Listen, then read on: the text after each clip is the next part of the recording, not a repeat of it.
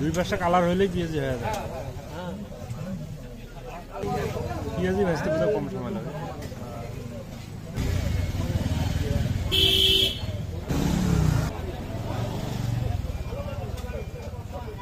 পেঁয়াজি খাওয়া শেষ করলাম, এবার ঘুলগুলিয়া হলে ঘুলগুলিয়া খাওয়া শেষ করলাম।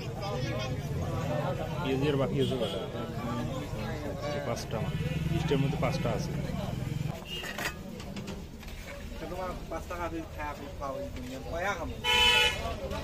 এখন